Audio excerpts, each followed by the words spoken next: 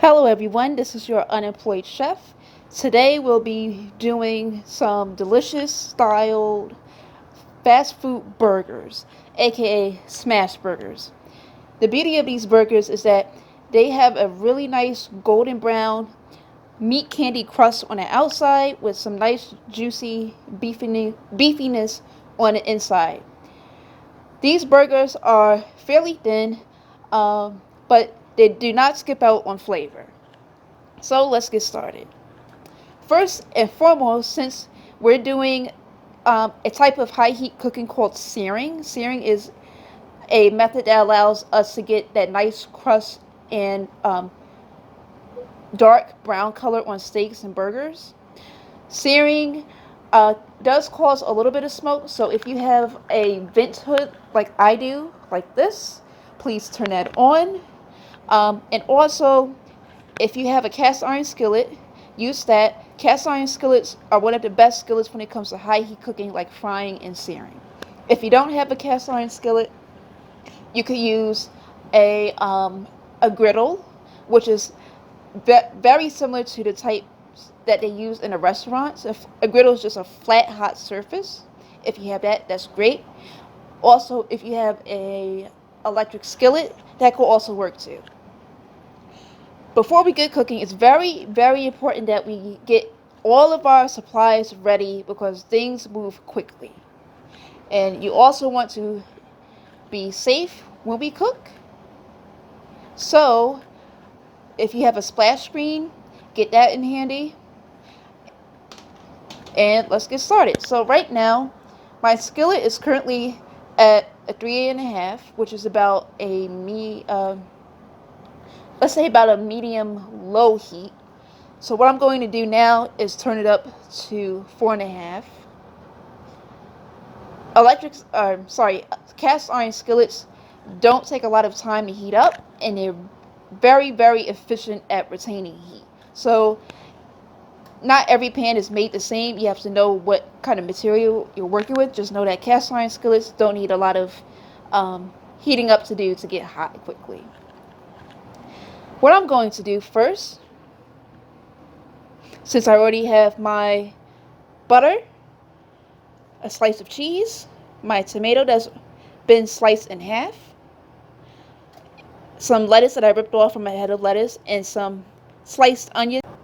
So the most important part when it comes to this is that you want to have everything prepped.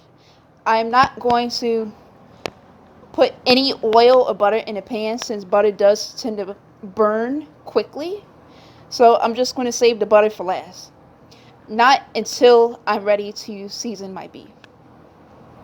So right here, I've already seasoned my patty with some garlic powder, black pepper,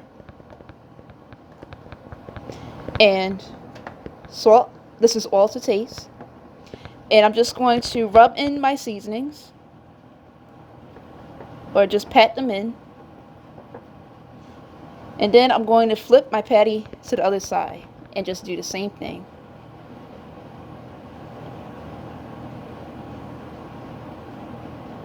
Like so. Some black pepper.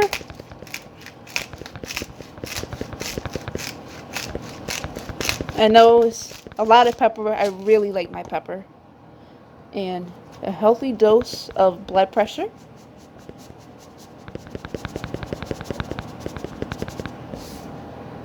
Just pat that in. And now here comes the fun part. I'm ready for my butter. I'm going to take the butter. And this is the part where you need to be absolutely ready.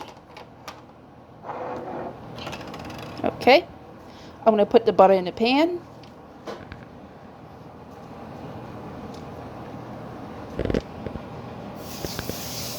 Like that. And now I'm going to smash my patty. Make sure you press all the way down for about, I would say, 20 to 30 seconds. And you want to try to flatten out your patty as best as you can. Be very careful of the heat. I don't want to get anybody burned and I don't have enough money to be sued and to eventually pay anybody a settlement.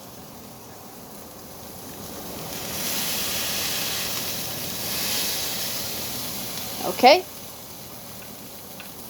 And what I'm doing is I'm flattening out the surface area of the patty so that it can get an even brown crust underneath. And I think I'm actually going to flatten it out just a little bit more. Like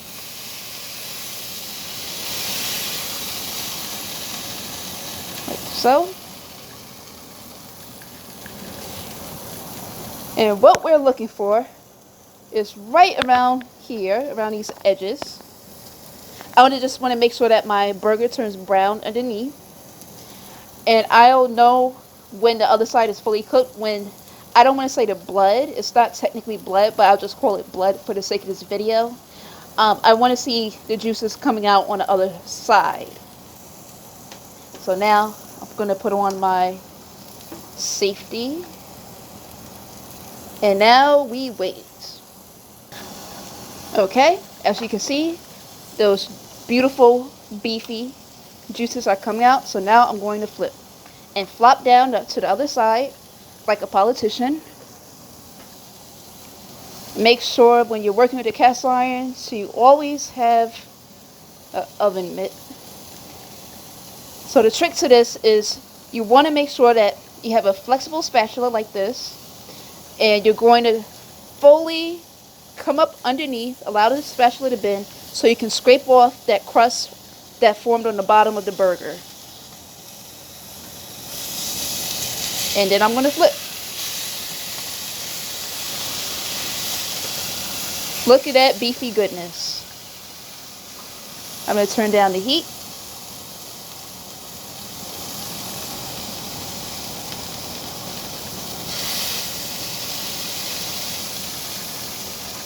That's why I said that everyone should keep their fume hoods going.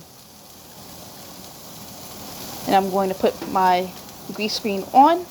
And now, since we know the other side is done, and the other side only takes about 2 minutes, so it's 2 minutes per side.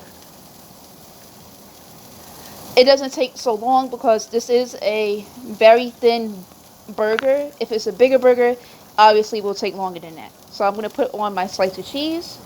And while the other side cooks, I'm going to melt my cheese. I'm using American cheese. It's the best cheese when it comes to melting. It's very easy to work with. You could use another cheese, maybe like provolone. But provolone takes a lot longer to melt, so you just have to play around with different types of cheeses. And as that's going, I'm going to assemble my burger bun and accessories.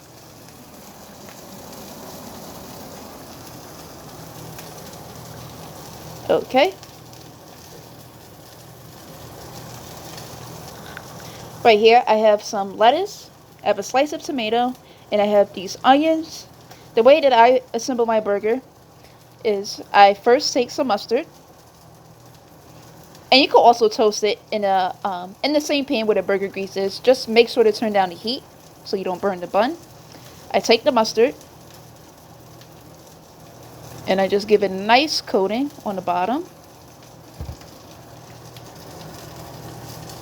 I take my ketchup and give it a nice coating on top. These condiments act like the glue for the vegetables and to keep everything together. So I'm going to sprinkle my onions on top with the ketchup. And now it's time for the delicious burger. I'm going to turn my heat off. And there you go. It's nice and melted. I bet it tastes great and it looks good enough to be a Victoria's Secret burger model. I'm going to place my patty on the bottom bun and top it off with my tomato.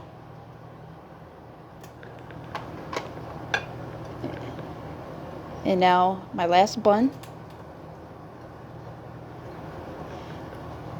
And there you go. A smash burger, fast food style burger.